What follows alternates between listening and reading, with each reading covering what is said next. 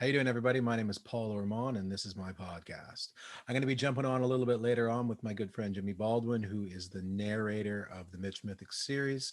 He's we've published the first book, the audio book just came out last year, and the second audio book in the Mitch Mythic series is going to be is finished and is going to be submitted to the big giant machine in the sky for approval, and we should be available in the next little while, which I'm really excited about. It's great to have the material coming out like that. I'm really happy to be able to have had Jimmy to collaborate with on this project. It's been kind of a long and interesting journey, and the things we've learned to get there has been kind of cool. And Jimmy's also a really good friend of mine too, and we've had a lot of great conversations along the way about different kinds of things. We're not going to talk specifically about the book. We're going to mainly talk about all kinds of different wild and wonderful things that come along the way. Will be sort of a wandering journey, but it all kind of applies back to everything else. And usually, so I'm really excited to have that, and I'm going to be jumping off onto that in the next little bit. I hope you enjoy the conversation. All right, and we're live with Jimmy Baldwin. How you doing, buddy? Good morning. Doing well, thanks. Doing well. Got my best Weird Al t-shirt on for this. Well, you came in prepared and upped me on that thing, because I only rocked the bear. I wanted to look cute and innocuous, and I'm doing it very West Coast. It's I was trying to be that guy, and then you're like, you know what? There's these like Vancouver Island grizzly bear guy, and I'm this close to getting that stick. I don't know, for some reason everybody has to have an island. If you live on Vancouver Island, you have to have a sticker of the island on the back of your car, and I don't understand why. I thought you were going to say you have to have a grizzly bear t-shirt. No, they give you that to you when you get on the ferry. Here's your grizzly bear shirt. You're welcome. Slap a sticker on it. You're on your way, right? So, Jimmy Baldwin. This is So let's. That's just to clarify everything that who you are. You're the narrator of the Mitch Mythic audio book. The first book, the second book is coming out. We're in the game, and we've known each other for a long time, and we've reconnected through this project, and we continue to sit around and talk about Weird Al or something. Yeah. So that's all true. That's all true. Yeah, long-time friends reconnected over your audiobook project. Weird Al fans for life. Weird Al fan, but like, true. Come on, all true. Check. You can't not be a Weird Al fan, too. Well, no, actually, I know people that aren't. I have a friend. I won't even name him, but so here's the thing. I got this T-shirt at the show. What was that? two years ago. He played when he was doing Weird Al with Strings. He was on that tour with Weird Al with Strings, and I know a couple musician friends and people that were fortunate enough to play with him 3 of those shows that he was here, because I think they were hiring the string sections kind of locally instead of traveling with an orchestra, right? So there were some VSO members and others, and they did the Queenie Theater, and me and my friends Ryan and Ruby and Sean Lannon went as a 4-pack, and we had the time of our lives. It was the best show. It was just fantastic. It was. I mean, did he do the polka stuff, or did he do the? He did a. Did he do? I think he did a bit. Big full band though, like his band, his core band with all the string players, like another 40-piece sort of string orchestra behind him, and it was brilliant. The arrangements were great, and all the hits, Well, I think that classics. And like, how much of an impact did that kind of stuff had on? Like, I think this is, when it comes back down to it, like, we're sticking with what we're doing. The stuff that inspired me to do this whole Mitch Mythic thing is like, it's straight out of the 80s, and that's the stuff that really shaped us. It wasn't like, I mean, I was a bigger fan of Weird Al than I was of Michael Jackson. You know what I mean? It's like, I probably, but yeah, sure. I think that those kinds of things that it shaped us out of there, how much that sort of aesthetic that came out of it to put it together too, right? So I think that when we talk about, so let's dive into the story, and let's think a bit more about, and let's see where, like, so when you first came across it, when you saw Mitch Mythic, no more Weird Al. Yeah. Well, I mean, it's right on your shirt. Like, you can't even, like, I keep like drawing myself to words. All I see is Weird Al now. It's true. No, let's talk about the book. People know Weird Al. Weird Al's fantastic. No, like I said, the thing about it is all that kind of stuff. All of those things had an absolute influence. Like how, like we literally are. Sure. You know what? I'm actually. When is your birthday? October 12th.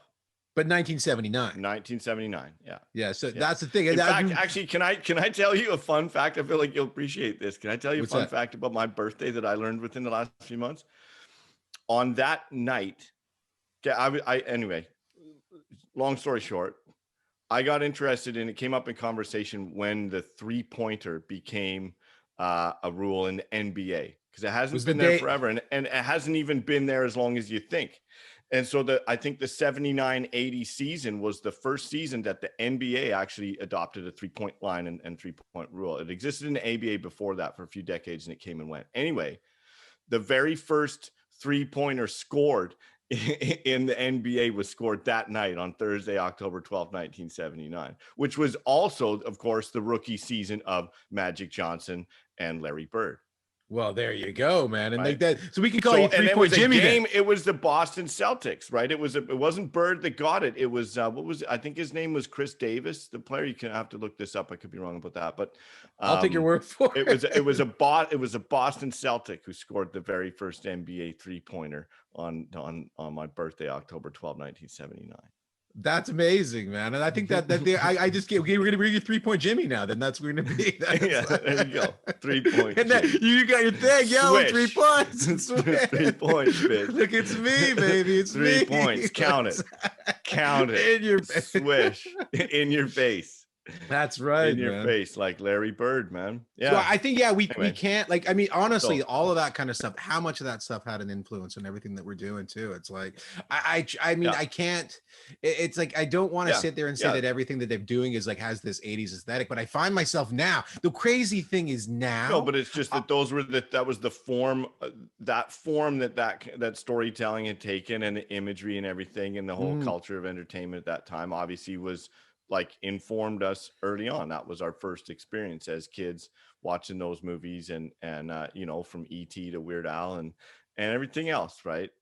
I know that the crazy thing is that I think what I'm saying is that the 80s aesthetic is that it sort of seems to be the mold that everyone's kind of going after. Like, look at that. Like, I mean, I look at what's happening now too. It's like, it's not so much that it's even come back around. Is that the thing is what happened in the 80s sort of set that whole thing up, where you have, like, you went from being these guys that were just sort of, you know, like any of these types of artists and any of those kinds of things would go from being, you know, you went to these mega stardom kind of stuff, and then you had all of this, like, rather than just being it became this whole idea of what you're trying to be able to produce, what you're trying to make was, I think, was framed in that when you had all the blockbuster films coming out and things like that. So I mean, growing and being able, like, I think took that to another level. Yeah, I think that, because I can remember standing in line to go and to watch Return of the Jedi in the theater, being like a little kid and being like, I remember, like, those are like, I don't know if you have that. Like, I mean, you can see now,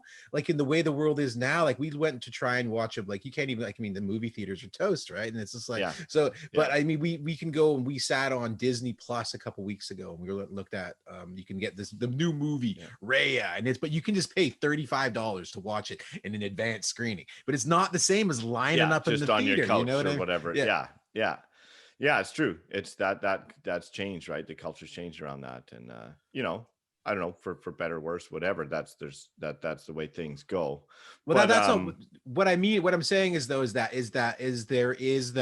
with there, I'm not sure if it's a nostalgia, but there's that the 80s aesthetic seems to have just, like, climbed through it. So I think I find myself, no matter what I'm doing now, it's like I have to realize how influenced I am by it. Like, literally these days, I'm writing and doing all this stuff, all I'm doing is listening to, like, synthwave. For some reason, I'm doing this, and all I can see is, like, those, like, palm trees and stuff like that, and it's like that. It's like your mindset. It's got to be that. I think I like the cheap 80s, like I mean, the whole look of everything that goes along with it. And it's like, I realize just how much of an influence, like, that's my look, you know, like, and I found out the thing is, we're not massive. Even that stuff is you know, it's whatever you consume in those formative years, right? It can shape us big time, right? And there's nothing wrong with that. I think there's a lot to be said for kind of just embracing that and going with it, because it's just going to be part of what makes your vision your own and unique, because it's still going to be expressed in some different ways, in some personal ways. It's still going to be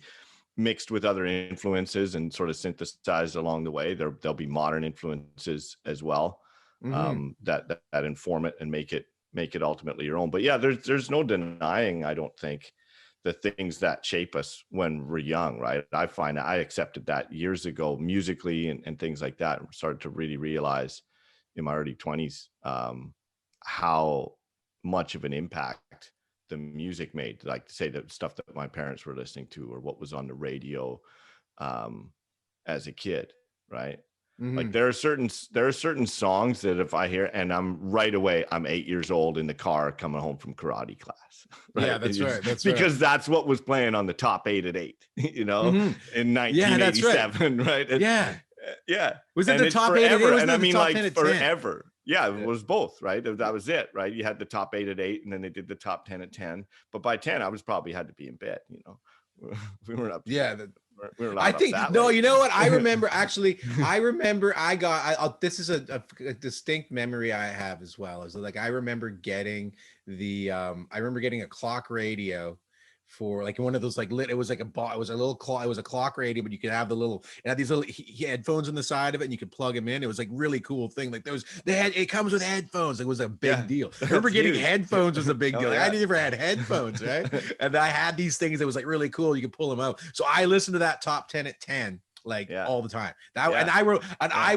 I will never ever forget the day that when Nirvana Smells Like Teen Spirit went Yeah. to number 1. I'll never It's- forget. And like it was just like the guy really was like, get ready to bang your heads. And I think the next day the radio station switched over to like easy listening. Yeah, we're done with this. It was like the end of it. Yeah, it was it's funny you mentioned that song because I have a distinct memory of when that first appeared, and I have a memory of my brother recording it onto a cassette off the radio. Like it played on the radio, and he was kind of like, we were like, whoa, what is this? This is like the new thing. And because the song had just been released for like a week or less, maybe days. And it was just like, and it exploded, right? That song absolutely exploded. And, but that was what, 90, 91?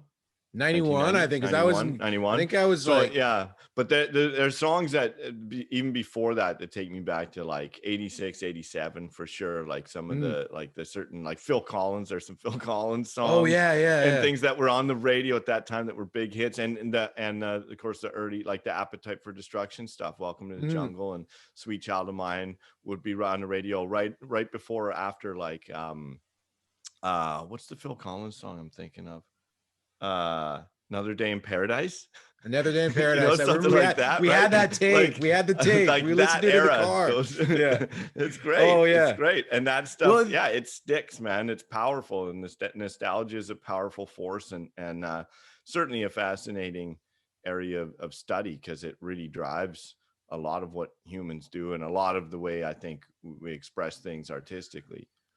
Well, like I said, I think that's what I'm trying to. Where I'm trying to take it is that like and consume, there is, and the way we consume things too, right? You look for these things like it's become such a massive industry. These things that like all this throwback stuff for like basically our generation and all these things that are like, taking everybody back, right? Everybody loves to kind of revisit those movies and that music and. Well, this is what I'm saying. Like, so like you can see, like, I think it's like where you've had this like where you've had this giant force that's come along and just like literally leveled the playing field. Not so much leveled it, but we're like there's no more like now it's like it's a really strange thing to have to navigate like in social media and how people are becoming like this, like where you're literally just like you could become anything that you want, where it's how somebody can go from being like having like 2 million TikTok followers without having any sort of like ability or skill, like, you know what I mean? It's like you have this I think that we're in this world right now that, like I said, when I'm just coming back to where I was talking about with the Mitch Mythic story and how Mitch Mythic became what he was, which is this like, this starting off with the with becoming, having a hashtag making you famous or having some sort of like horrible thing that come along, and like this is really a thing that's come along in this world, right? So it's like it's right. It absolutely happens. And the thing is like that part of the story is completely believable. There's so much of it that's not really any kind of stretch at all. Like these things happen. I know that what I are mean. So happening. yeah, it's like when you're seeing it now, where like, like I said, I'm just thinking growing up there, like I just remember thinking of having to be able to like, form that thing and put it together. So it's been that kind of an interesting journey. And you finding yourself now, like I said, I'm not trying to say that it was simpler times. I think that the 80s, or that, like, I mean, it was the 80s. I'm just saying how much of an influence it had on us. And it's like now as we Yeah. try and like navigate this sort of world, like maybe we're drawn back towards that for some type of a reason. But I think it's like, so what, yeah, just imagining how we can like figure out a way just to get, and just kind of charting our course through this sort of social media nightmare now, which is really what we're talking about. That's like the list is literally a hellscape and we're trapped in it. And I was it's just like, thinking hellscape. That was the term.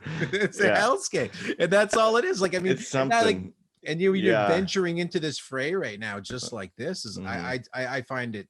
I look at it Yeah. now and like trying to this just even what we're doing, just this like putting yourself out there through a podcast is like this Yeah. whole thing. You just imagine what kind of like just saying one thing, and now all this you can wind up, you find yourself in cancel culture and just be having some sort of view that you espouse that may or may not piss off somebody, and then the comment Yeah. section, and then you're gonna blow up and be viral. Like, this guy had this little podcast and he made one comment, and now he's just like shamed on it, right? So Yeah.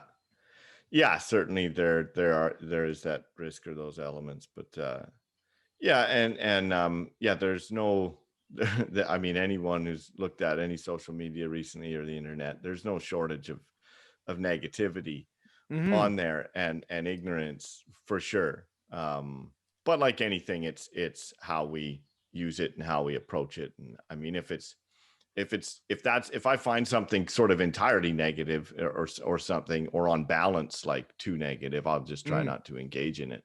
And if I am, I want to engage in it positively, right? That there's still a lot of good that can be done, and a lot of good that does happen through social media and the awesome power of the internet these days. But it's just about staying focused on that, because yeah, there's no doubt that there's a lot of wacky stuff that's out of control. And well, I think the a two that lot of what we're negativity. well, what we're seeing now is this, like I said, I'm just looking at it specifically right now because I'm like kind of like doing like what we're doing is is that thing. You're going to be putting yourself out there. You're doing that kind of like that kind of a question. I mean, so it's kind of like I feel like it's been this really strange, and like, I mean, the worst thing is you see all this kind of stuff happening. You see these kinds of like things happening, and like you get that FOMO feeling. You get those kinds of, and you see people, everyone blowing up and getting ridiculously rich on this guy made $1 million.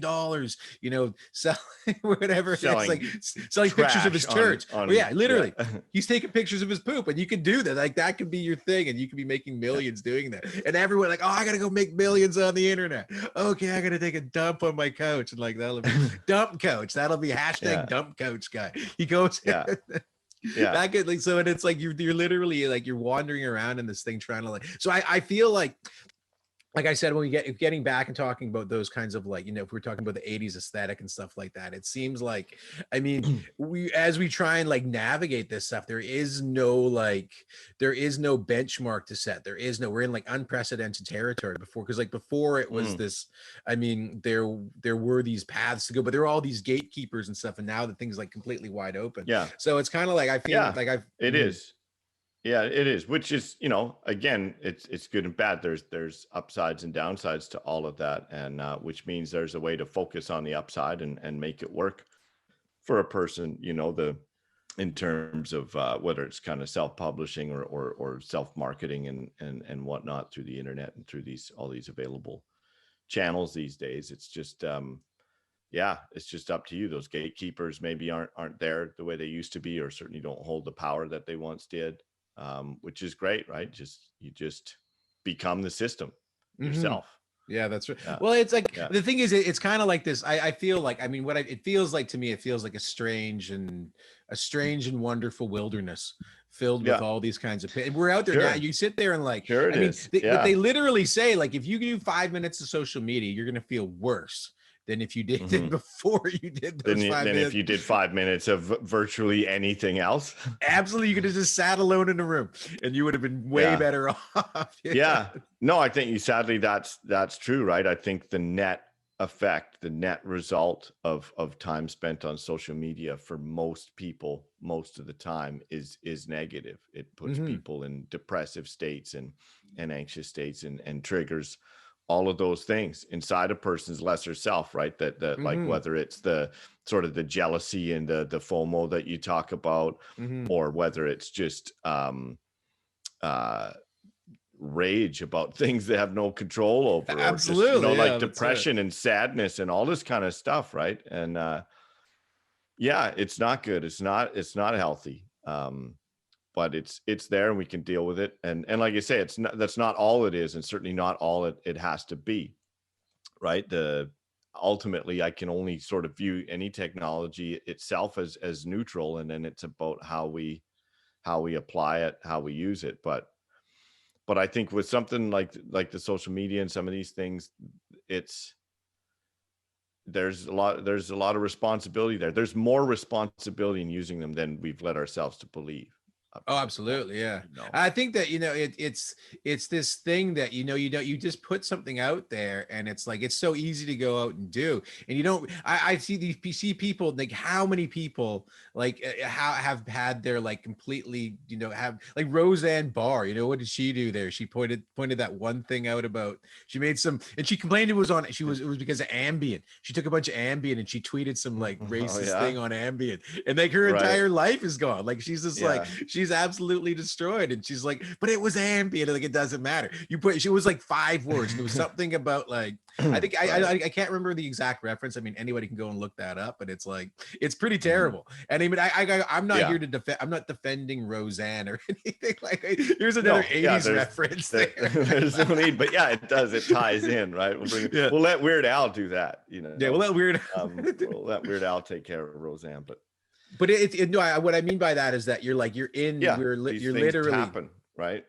well Yeah, you're navigating a place and some and waters that are as dangerous as they can come, like you're taking yeah, that kind of that foray out into social media, and like that's what I'm having to do right now. This like yeah, literally, like I'm saying, I'm gonna made this decision. I'm gonna start a podcast like all of the other idiots out there. I mean, it's yeah, okay, not idiots, and here's me yeah, and Paul Ormond cancel all the yeah. podcasts, just cancel. We never listen to, he Yeah, called us yeah, idiots, you're gonna right? get swarmed by the podcast community for Hey, that you one, man. calling me an idiot? Oh, you're Yeah, an idiot. And it's this like, some kind then of I'm a meme. I'm just like, that's my, I'll be that guy. some kind of anti-podite. Anti-podite podcasting over here. You think you can podcast? You don't know anything Yeah, about podcasting. I'll podcast you into the ground.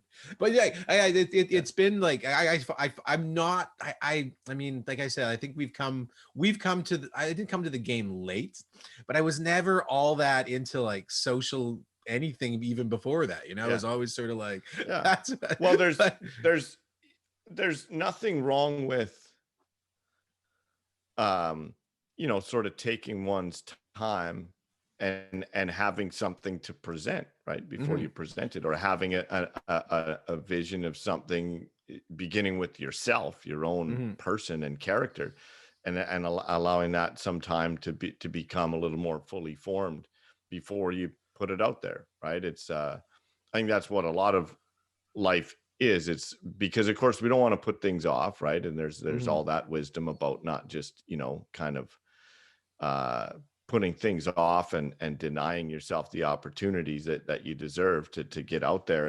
and create your vision, whatever that is, right?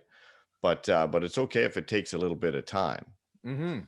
Not everyone, in other words, another way to say it would be like, you know just because you're not selling a million records by the time you're 20 Yeah. or 25, doesn't mean that it's over, or that career's never going to happen, or Mhm. it's okay for something to take. It's okay for somebody to be presenting something artistic at age 40 or 50, even if it's for the first Absolutely. time. Mhm. And there might be real value in that because of the experience, and all of the character building that's led up to it. Absolutely. And I think you can see that. I think this is what I'm saying is that there is this a monstrous shift in this kind of this like I really, I know what I think. I mean, this may not be. I'm not sure if I'm the first person to say. I don't even think that I even made this up. I probably just read it somewhere and I'm repeating it because that's what I am. You know, this is what we are. But I feel Let's like just assume that Morgan Freeman said it on the internet. That somebody just said it somewhere into your brain. I was listening to Calm when I heard this, and now you go to, you know, but Jude Law.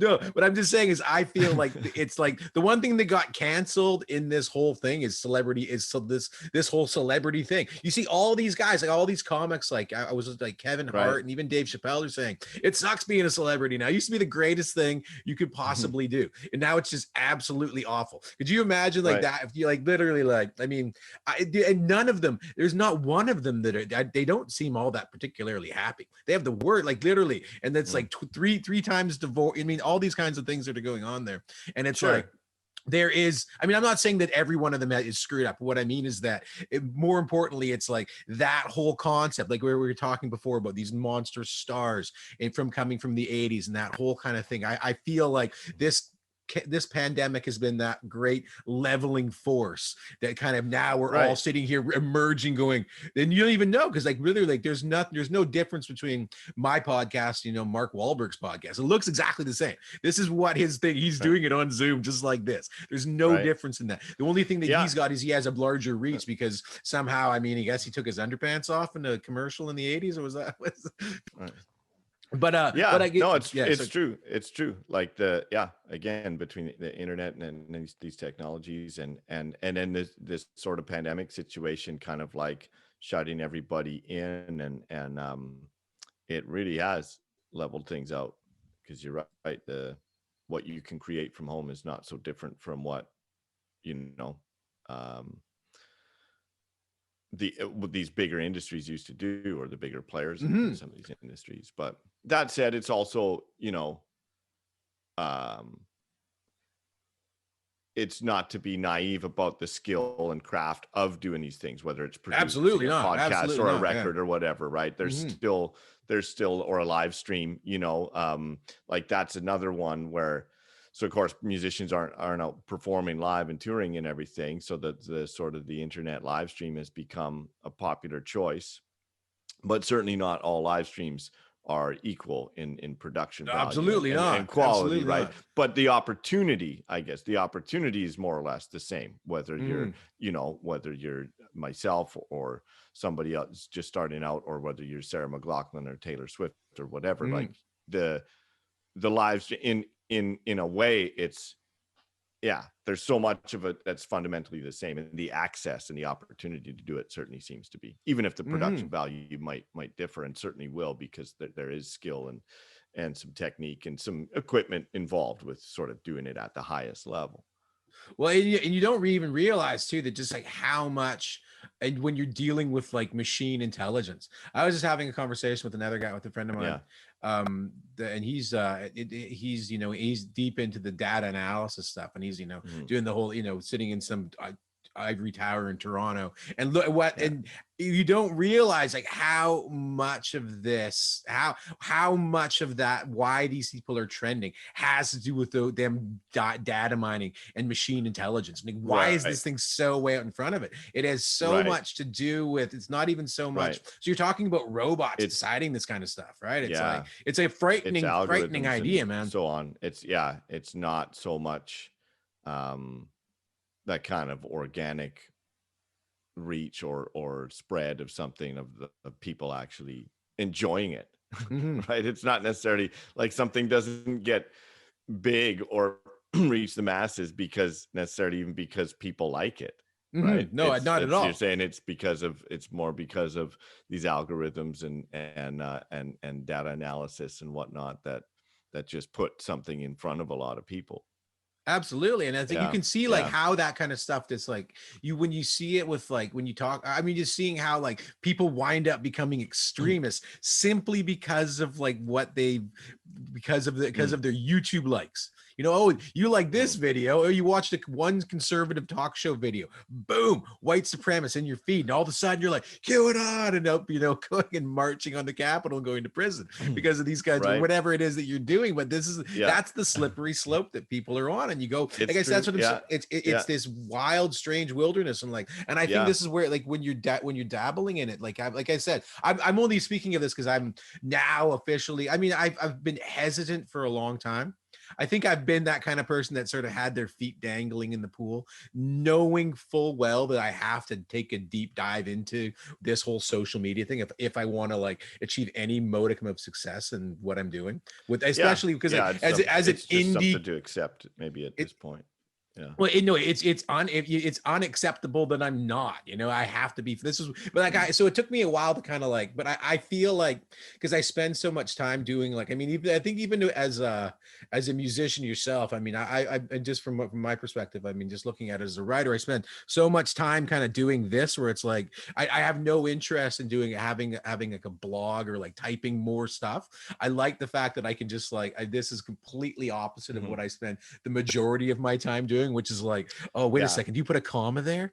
You don't need a comma. No. And you know, like that, it's not, it's really, it's like the most unexciting thing ever, you know, but it's like, so I'm really happy that I can have this opportunity to be able to do it. And I started going like the one, so it's like, I'm not super, because, you know, Instagram is this like wild, strange aesthetic, and it's like so much of that. They just talk about how phony all this stuff is. What I was saying is like how everyone now, you just assume that everyone is lying to you, that everyone on the internet is lying, and we're all liars, you know, like there's not one person that isn't lying at all. I get on there and say things, I'm lying probably right now, pretending that like this is like but like, you know, just like the fact that like I'm really just so keen to get my, you know, I've always had a passion for writing, you know, this kind of thing. No, I don't. I'm doing this for money. Let's be honest. I'm doing this for fame and money. Probably money more than fame, because I don't really get it. But at the same time, it's like most people don't care about anything. Like there's all the stuff is it's one big giant cheat, and the people that rise to the top have mastered the machine intelligence, and they're sitting up there, you know, taking away, you know, and getting all that attention. But at the same time, if you don't go, if you with that kind of an attitude, you'll never get anywhere, though, right? So it's like you have to take. Well, that's the thing. Yeah, I mean, it's yeah, there is a tendency to be really cynical about these things, and they can be very cynical in the way that they're used and the effect they have on us and the tendencies around them. But there's always, you know, the thing that you could take heart in, that I certainly do, is the truth that what's genuine will always be. Well, it doesn't, you know, like that's really all that's required, and all we need to really be concerned about, right?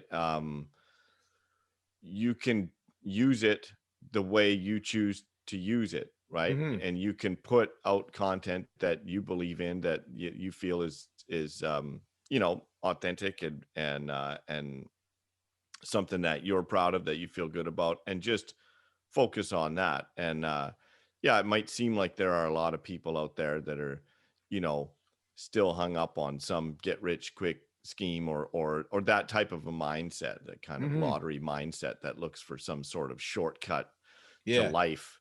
But that'll never work. So well, it has for some people, but some of us know, well, it works. It only works to a point, right? I mean, like, even these people, these guys that are sound like you can't turn on YouTube without an ad, one of these guys telling you how to make $1 million selling manifesting junk manifest your millions on Amazon or wherever they're doing it through, right? These or, you know, but it's all it amounts to is a get rich quick scheme, essentially. Oh, absolutely. That's the sort of mentality that they're preying on. And of course, even if this stuff works, meaning it like makes someone a bunch of money, there's no real success there, because a person hasn't really earned it, and it didn't come from a process of building character. So it's not really a success at all. And I reached a point where I don't think that any human conscience will really allow a person to enjoy and appreciate anything and view it as success if they didn't earn it. Absolutely. Right? There's no shortcut. There's no hack. And we should stop looking for one. Mm-hmm. There's no easy way. And if there was, we wouldn't want it. You wouldn't want it Absolutely. anyway, because it's never going to make you proud of yourself. And Mm-hmm. again, this just points out the importance of having that conversation with yourself constantly. Absolutely, yeah. Right. Because it's everything we do in this life is between us and ourselves. And if, if a person, it doesn't matter how much money or fame a person or how many records they sell or books they sell or whatever it is, if it didn't come from, like, they know in their heart what if it was genuine, if it came from a process of building character and discipline and Milli Vanilli, what, right? what they're putting forward. Yeah. Like Milli Vanilli, just like that. I think the guy he killed himself, didn't he? One of them killed himself. Yeah, one of the guys. Yeah. No, it's a sad story for sure. It's a terrible thing, but it's the thing is like, like, it's like, this is the thing about that kind of stuff is where it's like, I mean, I think it comes right back down to what we were talking about first with that whole kind of like, it's that there is this idea that you have to be this sort of a kind of a thing. And the best thing we can possibly do is just stop caring. It's like, why are you so concerned about how many Twitter followers you have? Like, I think that those kinds of numbers are absolute. Like, it's mystifying how people can have that kind of stuff, but they're ultimately there's no value in that. Like, it's not like you're not, especially, I mean, if that's your only concern.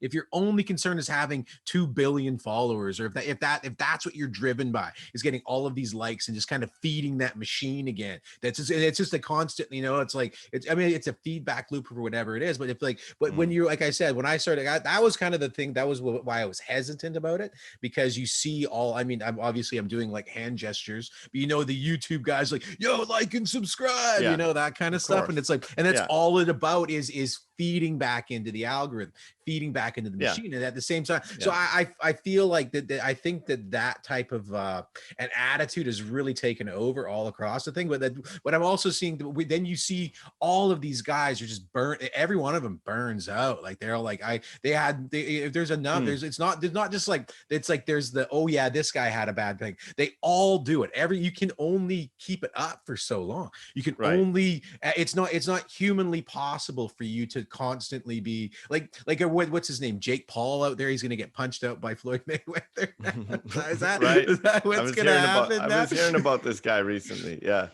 Well, either way, and the thing is, was he a YouTuber or something? He is a YouTuber, and that's the whole thing. Like, now he's so driven by. I mean, I know about him because I've read things. Okay. I mean, those guys they came out of like Disney. They came out of like the Disney factory. You know what I mean? But like I said, I'm not gonna. I don't want to talk about fucking Jake Paul. Let's. We don't need. I'm not gonna do that. He's the guy. But what I mean is that it's like.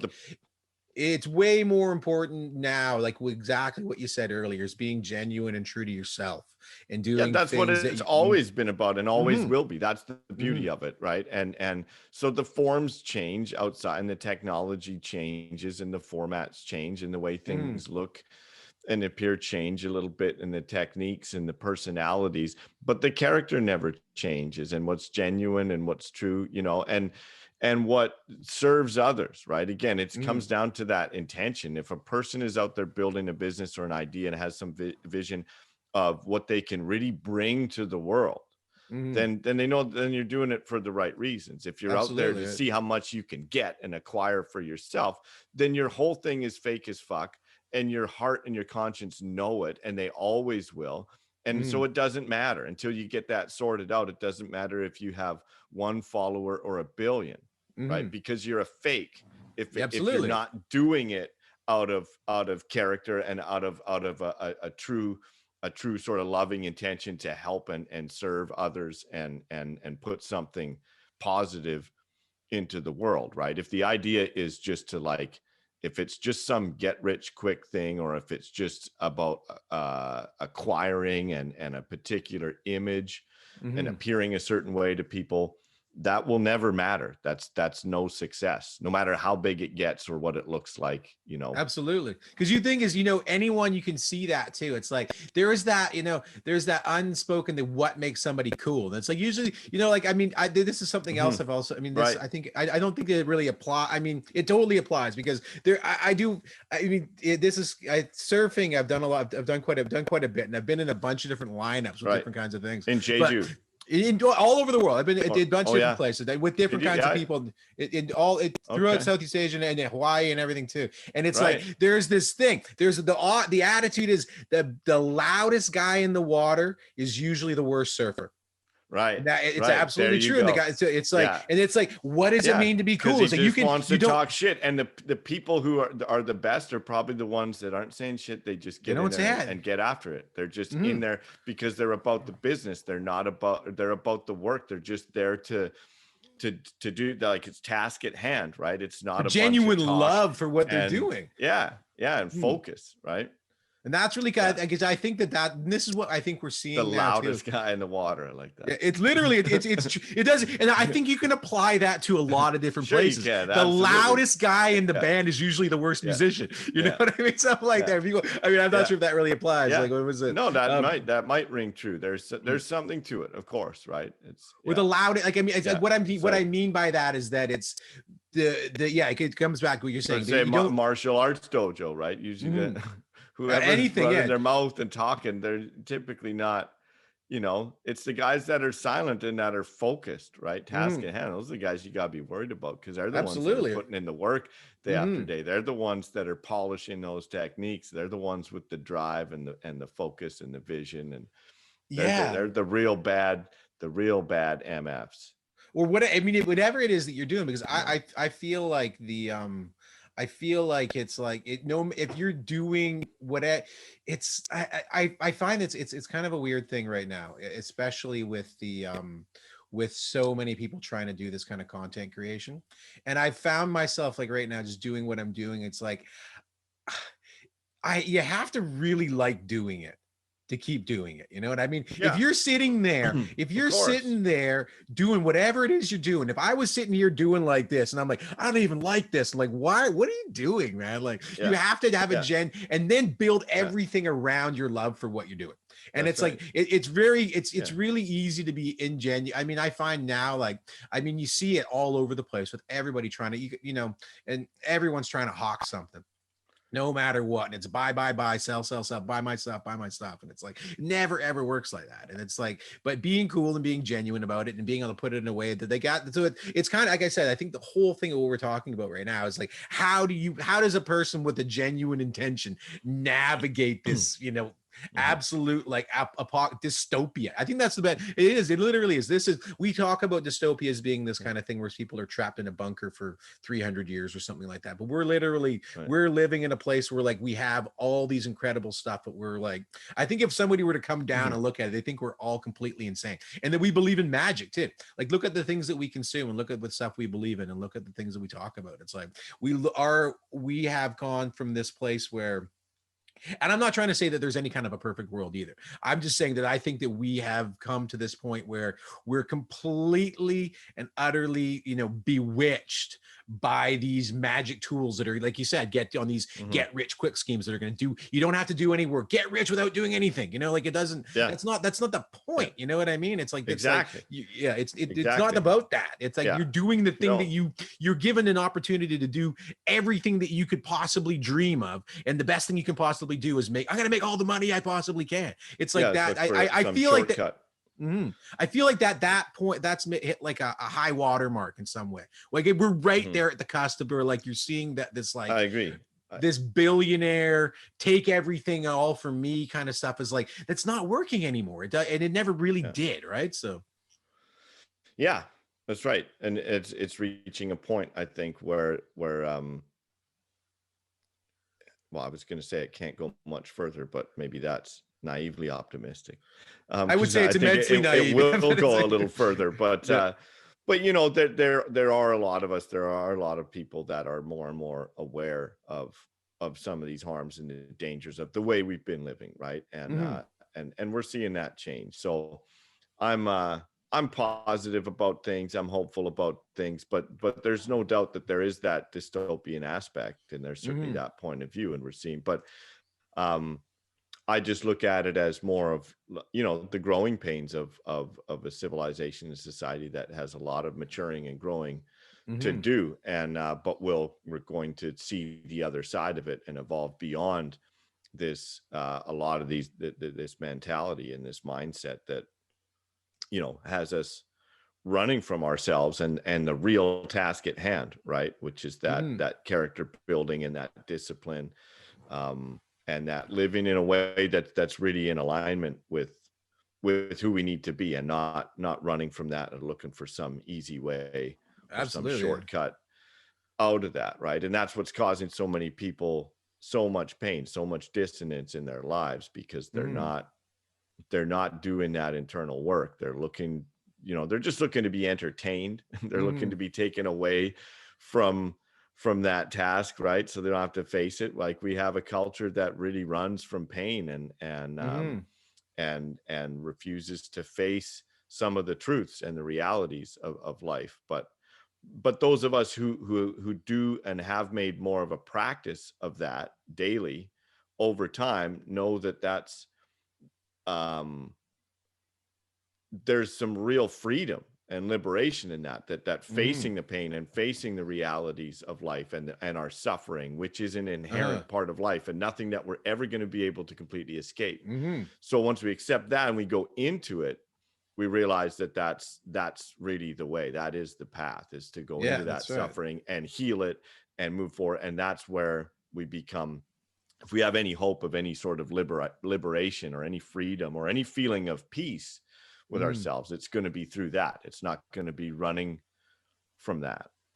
And I think that's, I think really it is like, there's so much of this stuff about being like, I mean, and now you've seen a lot of people that have gone and like, have capitalized on this thing. I was reading one of the books I was reading about was one of the guys, was it John Kabat-Zinn is the guy that did the mindfulness guy. And he's saying, I know that, and I've seen it. He's like, literally, this is like I think the one I read was 2018. It was an update to his other book. And he's like, I know people are going to capitalize on this and start making money off of it. And it's like, fine. But at the same time, it's more important that it's out there and that people are, being able to find, having a genuine way to apply this to your life. Because I would say, honestly, that's the one I hate to say, but I will say it absolutely. I've bumbled around with all kinds of different, these sort of belief systems or whatever it is, thinking you can go into this. And I never really came across something that gave me it wasn't so much that like I found that a lot. I mean, I know I'm going to probably eat my words on this, but I found that there's a lot of the wishy-washy stuff never really registered with me. You know what I mean? And I'm not going to go deep into that. I'm not discrediting chakras and all that kind of, that's not my, what I found with mindfulness was it was applicable. You know what I mean? And there's a framework that you could work with. Right. And and because a lot of these things, they're just different expressions of the same thing, or different forms and or different styles. And some people will relate or resonate with certain styles or certain, there's a certain form of the way it's expressed that they like, whether it's this particular religious or spiritual tradition, or this other form, or this guy's book or that guy's book, or the way this woman speaks, or the way she tells it. And that's the thing. We're all kind of unique as humans, but at the same time, we're the same. This is the duality, or the yin and yang, and all of this, right? We're simultaneously different and the same. So there are things that are fundamentally true, like this journey through our own suffering that will all, but it's also uniquely personal to each of us, and will take a different form. So there will be certain people and certain methods that resonate and that work for someone that won't work for somebody else. Absolutely. Right. So, right. But it doesn't make it sort of at the core, there's going to be the same truth, right? Which is, and all of these, the wisdom of the ages, all these things that last and stick around, is because they're true. They are true. There's a fundamental truth to them. But which ones sort of grab us and resonate with us, will depend. Well, I think the thing is, it's vary like from person to person. And what's happening, I think now too, the thing is that for me, there was all of these kind of like, sort of like, I mean, let's call it belief systems, for lack of a better term, is that they're what you come into it, coming thinking that it's this sort of thing that's like, oh, if I keep moving it, boom, up, I'm going to keep on this path to self-improvement. And then finally I will arrive in this perfect state. And it's not even, you're perfect already. You don't have to change anything. It's already right there. And that, I think that's what a lot of those systems sort of put you in this, I'm not good enough sort of position. You know what I mean? I'm dirty. I think one of the classic criticisms of Catholicism is just that, right? Is that it can have this very sort of shameful effect or view of people, right? And this sin thing and all of this stuff. But yeah, many of the religions and traditions maybe have that effect on people. I guess what it makes me think of now in this conversation is how, there's belief systems and methods and different techniques, religions, spiritual traditions, etc. They're all in the same way that money or the technology or the internet, social media, all these things we were talking about, it just comes down to the way they're used and approached. And if we approach them with the mindset that we're, still with that kind of lottery mindset or that victim mindset, we're looking for something outside of us to do the work for us, to fix us. We're looking for some system, some guru, somebody to tell us what to do. If only I had this, then we're still going to be lost. But if we stick to the sort of the core of the message, if we take it back to ourselves, right, then there's truth in it as long as it's applied. That was the other thing I wanted to say, because you talked about how what you enjoyed about mindfulness and Kabat-Zinn's approach to it, I guess, what you found it applicable and practical, right? And I think the power of anything is in the way it's applied, right? There's a lot of, because this is a good point to bring this up, because of course we see this a whole lot on social media, especially on Instagram and things like that. People love to spout, we all do it, these quotes and this and that. And and we all like to, there's so much wisdom that a lot of us claim to sort of understand, or we throw it about, right? It gets tossed around in their words. But if you're not living it, if those words and the wisdom in that isn't being expressed in your daily habits, then there's not a real grasp, a real understanding of it. It's absolutely, there's that saying, to know and not to do is not to know. And so these things have to be, whatever wisdom or whatever tradition, again, whatever it is your thing is that's sort of resonating with you, or whatever's grabbed your attention and you're going after it. Even if it's just a little quote that you read or something, it's got to be applied. You have to take it a step further. There has to be some action that follows it, because that's through the action is how you're going to have your own sort of personal realization of what that is. That's what's going to make it meaningful to you. As long as it's still an idea or some words that you repeat, it's not really you're not getting the full benefit or the full potential out of it. There might be some, I think. I feel like if there's a thought or some quote that kind of resonates with you, bounce around in your head, you kind of repeat it to yourself once in a while, or sticks with you for a while, there might be some benefit from that in terms of just your own kind of programming and whatnot. But it's really the action that's going to get the most benefit and the most potential out of it. I think you have to live this stuff, right? You can't just talk it. Absolutely. And because people a lot of time parcel those sorts of this piece of wisdom, and they just throw it out there. And it's like, at the same time, it's it might be applied in a certain area of their life, but not across the board, right? There might be other areas of their life, kindness, where there might be some area where the answer seems so obvious, but they just haven't made the connection, right? We just haven't applied that bit of wisdom or that whatever it was that in areas where we're successful, we haven't taken that and applied it across the board yet. And and you one of the coolest things about all of it too is that we're completely reprogrammable too. It's not like you're not on some sort of fixed sort of thing. It's like you're not born that way and then you can never change it. It's like that's right. Your brain is absolutely 100% programmable. Yeah, and it's not massive some plasticity and totally reprogrammable. Absolutely, our character and personalities, all these things can be like built and rebuilt and changed so much of the work is recognizing your own limiting beliefs and the own stories in your head that have been holding you back, probably from experiences as a child and growing up. And there's so much noise out here, right? There's so much know it more than ever, and it's called Daka. I didn't know the term was called Daka until reading some of these things too. That's the Buddhist term, is that noise. And you have to be able to slice through the Daka to get through the Dharma. And it's like, there's some of those things. I'm surprised I don't know that. I should know that. I mean, I certainly don't claim to be a Buddhist, but I've done like that. Buddhist religion tradition has always appealed to me, and there's a lot that I do relate strongly to it. And I'm surprised I don't know that term. Well, it's one of those things that's in. I mean, it's like the thing about it is, it's like more than anything is that you're absolutely right when you said it's all that noise, man. It's all the noise. It's all around you. And it's so distracting. So the challenge with social media and the responsibility of it is to shut that out and just do your thing as genuinely as you can. Put it forth and let it speak for itself. And then, because again, if you get 10 followers or 10,000, that doesn't really matter. What matters is that what you put forth was genuine, and that it matches your vision. It's in alignment with your character, your conscience, your principles. Then you're good, because that's what success is. That's exactly it is. As a being, and it's like you said, it's being and genuine, it can generate income, and it can generate wealth. It's again, we shouldn't be looking at that like it's too simplistic and cynical to just say that money is evil too. Because there are people out there are ways that we can generate wealth that does a lot of good for the people around us. Again, it just comes back to that selfless intention, and that intention there's to an serve argument. others in it.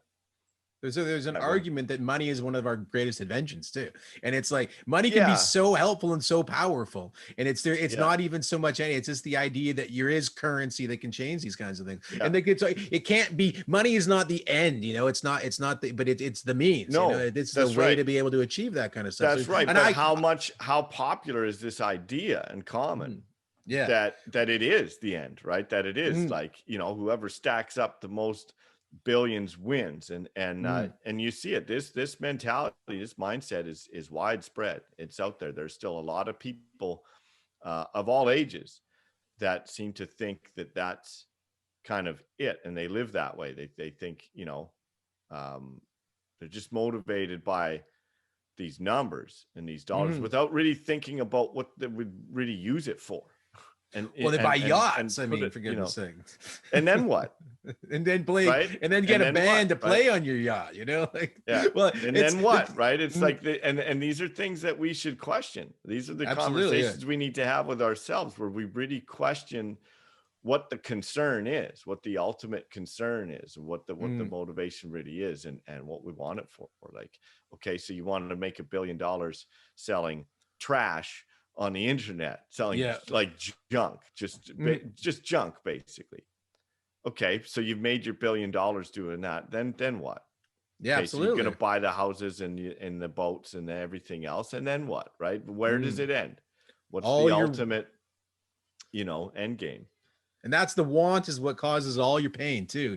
All your suffering comes from that. So even you can have all the yachts in the world, and you're still going to be in pain, right? So you're not happy without it, you won't be happy with it. This is so it's like I see this like, and like I said, I think I mentioned before, but I'm not saying that it's going to, I'm not some sort of like, predictor of things, but I feel like there's a high, like that's like, that mentality has, it's not so much today.